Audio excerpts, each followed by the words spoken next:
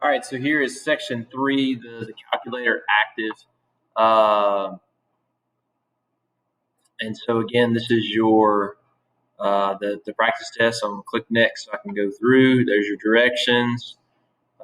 Begin test. All right, a dump truck weighs 1.25 tons. When empty, conveyor belt pours sands into the truck at a constant rate of 1/4 ton per minute until it's full. Let T represents the time elapsed, T in minutes, and represents the plug my mouse. Just realized I unplugged my mouse.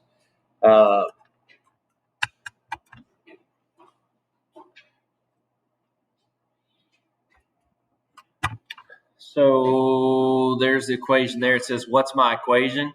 All right, so my equation is for this, again, that the dump truck weighs, when empty, and then it is a constant rate. So that means it's going to be linear, right? You see right there where it says constant rate. So the constant rate, that means this is the slope, right? And it means that this is the y-intercept. So that would be W equals 1/4, and it says to use T. So 1/4 T plus 11.25. Okay, 11.25, and that's going to put it. That will put it here. So that way, I just enter in. Again, click the fraction button. 4 T plus 11.25. All right. 11.25. And so then I have here, let me move my tools out of the way. Then I have my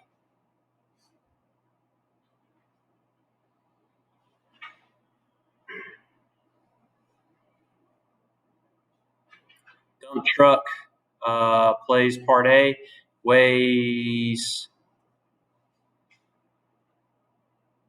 all right, it weighs 18 tons when filled. So now this is filled, right? Before it was empty, right? Before it was empty, and now it is filled. That's going to come into play. At the same time, the dump truck is being filled. An identical dump truck is being filled to capacity is emptied at a rate of 1/8 ton per minute. So this would be W equals 1/4 T.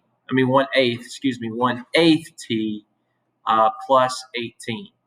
Okay, so now once you have your two equations here, all right, once we have our two equations, this, and again, it's emptying, right? So that means this is a negative because it's emptying. And so since this is emptying, I will subtract. So I'm going to go into uh, Desmos is here, the graphing tools. So I click Desmos. Let me get rid of my markings. All right, so I have W.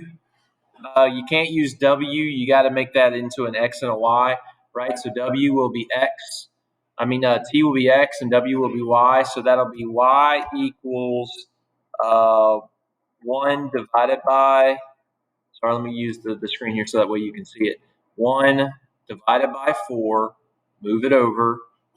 T is X plus 11.25. And then we'll have Y equals negative 1 divided by 8 to give you your 1/8. And again, that's X plus 18. All right. And you can zoom this out and you'll see where they come together. Okay. So where they come together is that there's the time, X is the time, Y is the poundage.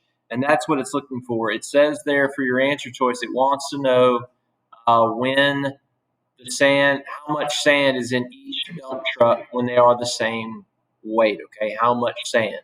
Well, this is how much they are that it is in, right? So the 1575 is uh, how much is in, okay?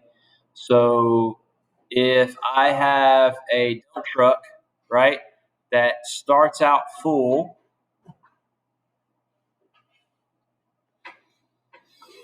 I have the dump truck and they will both be full and they will both weigh 1575, right? Well, how much is that? So let's subtract the 1125, which is in the original poundage weight, right? And you get 4.50, okay? So the answer for this one is, let me get back here to my clicker. All right, click out of that. Down here at the bottom is 4.5, and I just enter that into my keyboard. All right, and I'm going to move on to my next one. All right, so this shows here that there's a page 2 and a page 3, so that means question 30 has 2 parts. Make sure you see that up here. All right, y'all see that where it says page 1? That means this question has 2 parts. All right, if it had page 1 out of 4, that means it has 4 parts. So it says Jamie has a plan to save money. Today she puts 5 pennies in a jar. Tomorrow she will put an amount, initial amount plus another 5 pennies. Each day she'll put 5 pennies more than she put in her jar the day before, as shown in the table. All right, so here's the table. It says let f of d represent the amount of pennies that she puts in a jar.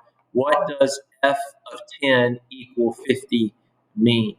All right, so as long as we have a good understanding of functions and we have a good understanding that this is x and this represents y, and for our functions, f of x equals y. As long as we kind of have that understanding, this is one of those things that should be kind of easy, okay? What does f of 10 equal 50 mean? Well, x should go there, so that means x is 10. What does x represent? X represents the day, right? Y is over here the equal to.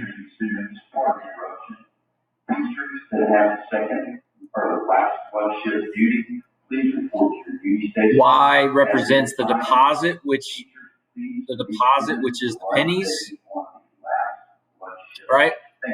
So that's the pennies itself. So what that means is that on day 10, right? Day 10, this says day 55. That's not an answer choice.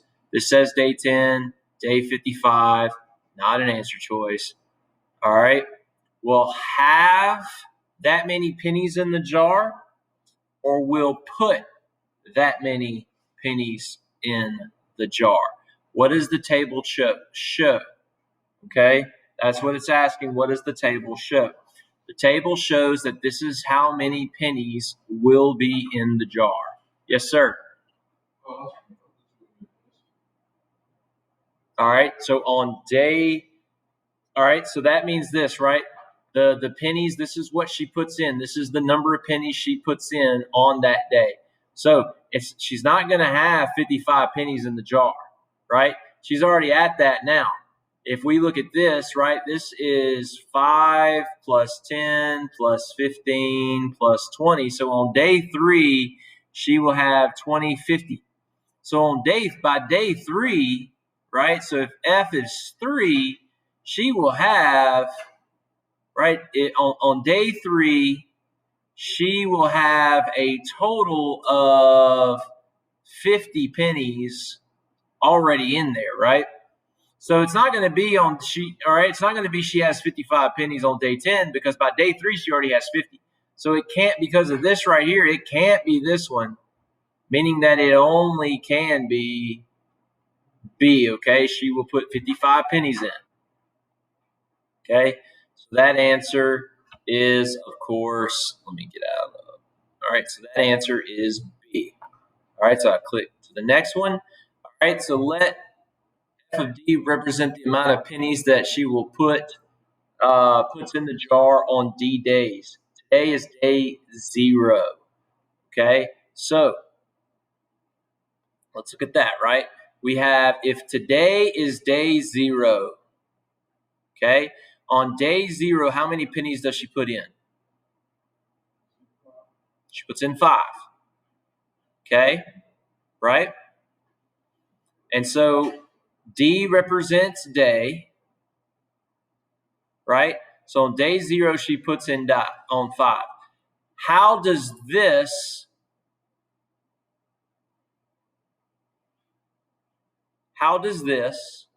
relate to this? How does this one here relate to the very next one? What has to happen? What has to happen? The day, what happens to the day? This is day 0. In order for it to go to the next one, what happens? The day goes up, right? So the day has to go up by 1, right? The day has to go up by 1. And then what happens on the other side, the y value? What happens over here on this side? So this would be f. The day goes up by 1. And then how does this go up? It goes up from 5 to 10. How does it do that? No. Remember, this is the amount of penny that she puts in the jar. So on day 0, she puts in 5, and on day 10, she puts in 10. Why is that so? What is she doing? She puts 5 more pennies in than what she put in the previous day. Okay? So the previous day represents whatever f of d is, right? That represents the day, right? F of d represents the day, and she puts in 5 more pennies than what she put in the day before. That is D, okay? She doesn't put in the same amount, which that's what this says. She doesn't put in 5 times the amount, all right? And she doesn't put in only 1 more penny per day. That's what these are all saying. All right? Let's go to the next one. So the answer for this one is D. Let's go to the next one. All right. So it says here, take a look at this equation here from the drop-down menus. Here are my drop-down menus, right? And it says which one of these by completing the square. Okay, so whenever you get something like this and it is a calculator active, what we're going to do is we're going to take this value right here. We're going to take that value and we're going to put that into Desmos, okay? So we're going to say, let me slide that over so that way I can see, putting it into Desmos, calculate, there you go, raised to the second power minus x minus 2. All right, so here you go. There is the vertex, there is the y-intercept, there is the x-intercept and the x-intercept. Those two that are there, those are your x-intercepts. Those are your zeros, okay? That's what it's asking for. Those are your zeros, okay? This one here, it's asking you to actually complete the square. Let me put it equals 0. There you go.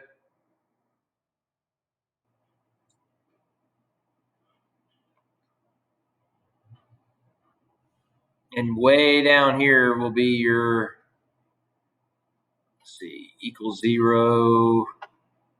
I'll take that out so that way you can see it again. All right, so there and there, okay? So what this is wanting you to do is that this is wanting you to put this into vertex form, okay? It says put this basically into what would be called vertex form. Okay, number 31. Did I get to this one? Vertex form. All right, the vertex is that is 0, 5. Let me click back out. That is 0, 5, negative 1.25. So that's the vertex. So the vertex, which is represented by the letters H and K, right? Your vertex is 0.5, negative 2.25. Close your parentheses. Okay. And what it wants you to do is it wants you to put those in here. Okay. Vertex form of a quadratic, which is something we did not cover, is this. A is the scale factor. X minus h, which is the first value of the vertex, squared plus k, which is the second value of the vertex. Okay? So we have to put these in according to here. So the 1.05 goes here. So we'll just focus on the center. We have x minus 0.5 squared plus a negative 2.25. But if you notice, it says equals. So what it wants to do is that it's equal to 0. It wants this to come over here. We do that by adding it, right? So we would add that to both sides. That cancels here, and we end up with a negative x minus 0.5 squared, all right, equals 2.25. I click my drop-down menus. Oh, it's fractions. Okay, no worries. So I come over here back into Desmos, and I click negative 0.5. All right, this right here turns it into a decimal. You see how that popped up, turning it into a fraction? And there it is. It gives me to it as a fraction. That is 1/2. Okay, oh, I chose the wrong one. That goes there. Negative 1/2 goes there. All right. Would it be a negative 1/2? No, because see, the subtraction symbol is already there. That is where you get caught. Please make sure you look. You see how it's already negative? So make sure you don't get caught. That's just a 1/2 that you will put there. You know what the answer is, but you're getting caught. And then this would be 10.25. So I click here. 5 fraction into decimal, 9/4. That is 9/4. All right, that's my answer. And I click next. Okay. A ball is thrown into the air with the height and the feet. All right, determined by the expression. So here's an expression that I can put into Desmos. All right, here's an expression that I can put into Desmos.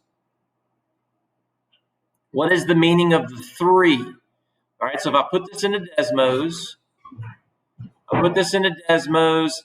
I get negative 16x squared plus 40t, so that'd be plus 40x plus 3. Okay, so I'll take a look at this graph, and it wants to know what does the 3 stand for? Well, there's the vertex, right? The vertex stands for, if I'm throwing a ball, what does the vertex stand for? How high the ball reaches. Okay? All right?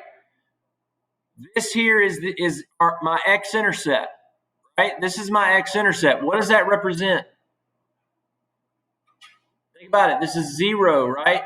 If this way up here was the height of the ball, how high the ball was, right? After 1.25 seconds of throwing it, it was 28 feet in the air. Throw it all the way down here.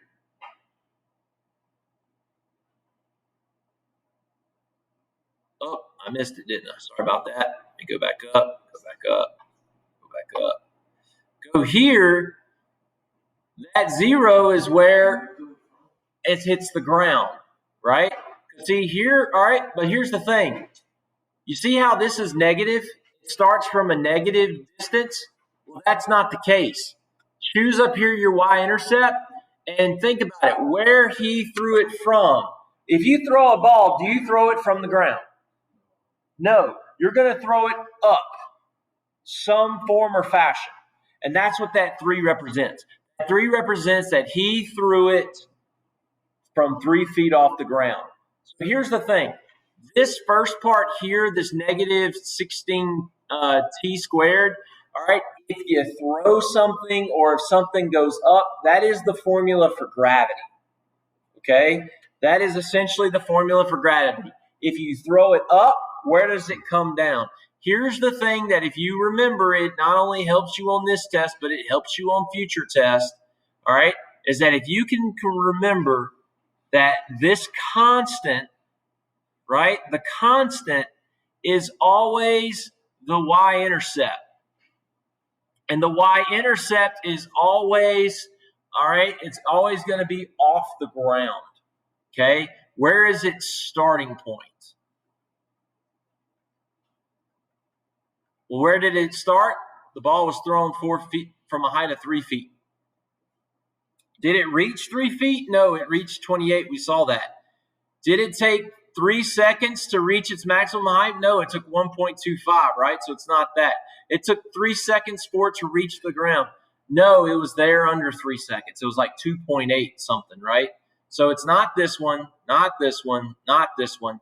Has to be this one.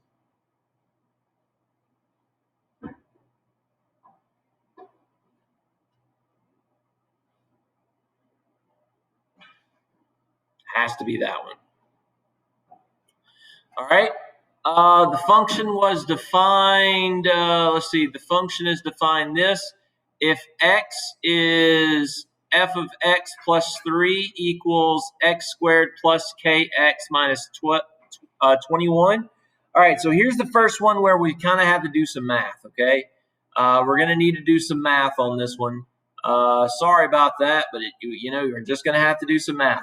What this is saying is that now everywhere that there is an x, we now have to plug in an x plus 3, okay? So everywhere that we have an x, we have to put in an x plus 3, which means now that is, instead of an x, it's now x plus 3 squared minus 2x plus 3 minus 24. Okay, if I factor this out, x plus 3, remember I do my FOIL, right? I multiply my first, that's x squared. I multiply my outside, x times 3, which is 3x. My inside, which is 3x. My outside, which is 9. Where did I need to? Oh, no. F of x plus 3 equals x plus 3 squared minus 2x plus 3 minus 24. That would be x squared. 3x plus 3x is 6x plus 9 minus 2x minus 6 minus 24. Combined all my like terms, I have an x squared. I have a 6x and a negative 2x. That would be plus 4x. 9 minus 6 minus 21, that is a 24, that is a negative 21. It wants to know what is my value of k. My value of k is 4. Lemons. Willie Brown? No, I do not. No, ma'am. He wouldn't. Okay, I don't know if he had any different testing or anything like that, but Willie Brown's not in my class, and that's where he should be. Okay. Was he here today? Huh? He left? Oh. Okay, so what are all the zeros? What are all the zeros of f plus 3? So if you get this correct, you simply put it in Desmos to get your answer for these, okay? So I'll go back up here to Desmos, 1 second. Lemons. Eliza Jones is here. Okay.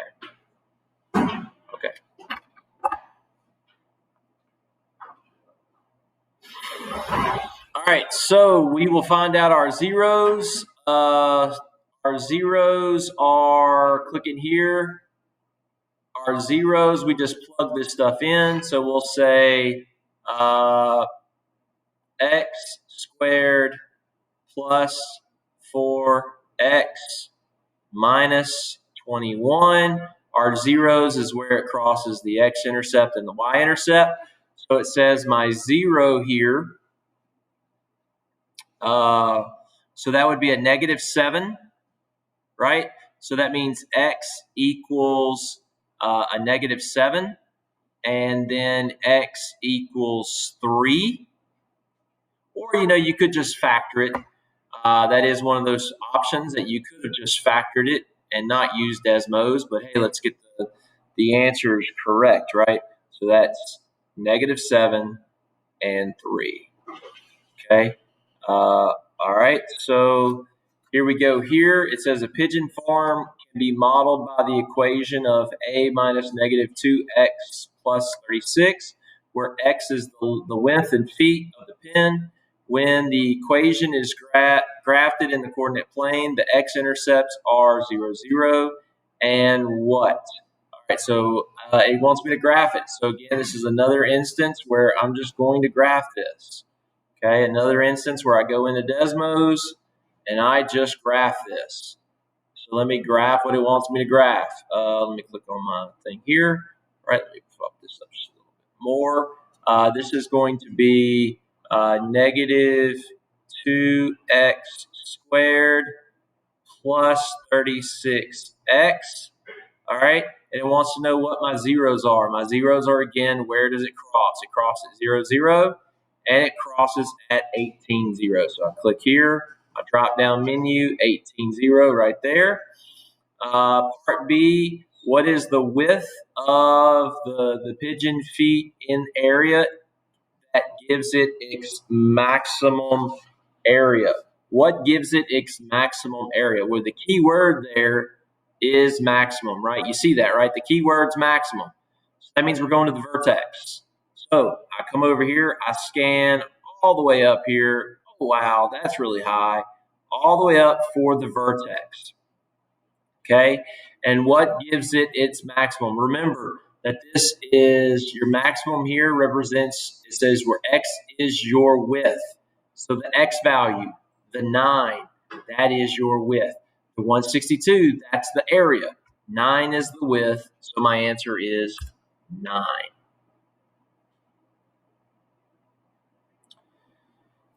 All right, so we have an equation listed as A, B, C, and D are real numbers. Which of the equations could have solutions that are not non-real? Select all that apply. Okay, so the only way that you're going to get something that's not real, the only way that you're going to get something that's non-real is that called an imaginary number, is if you have a square root and you have a negative number in that square root.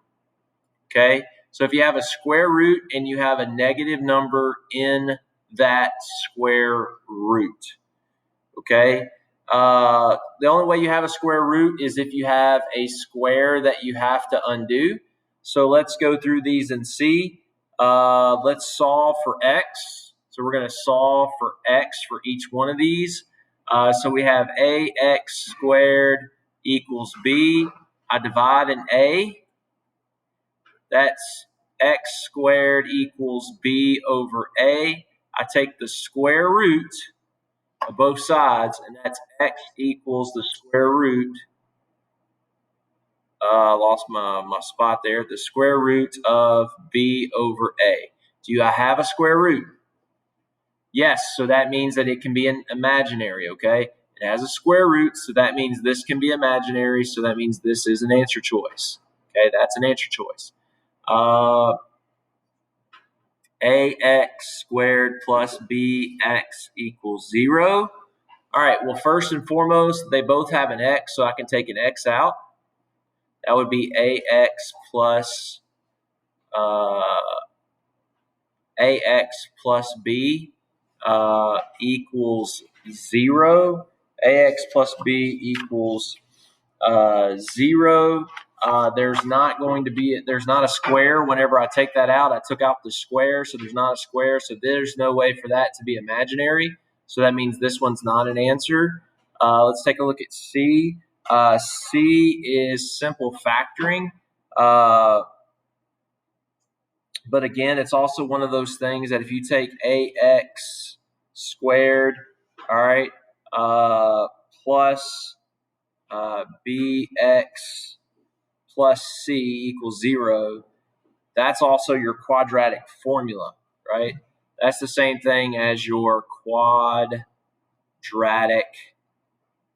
formula. That's the same thing as your quadratic formula, which is negative b plus or minus the square root of b squared minus 4ac over 2a. All right.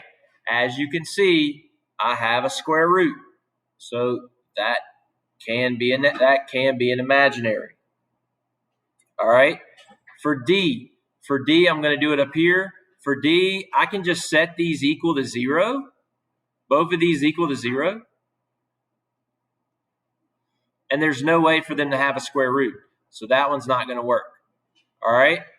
Take a look here. All right. We can already see that. Are we going to end up with a square root? Yeah, most likely. Anytime that we have those parentheses, all right, and we're squaring multiple things, we'll probably end up with a square root as an option. But let's take a look. A bx plus c squared equals d.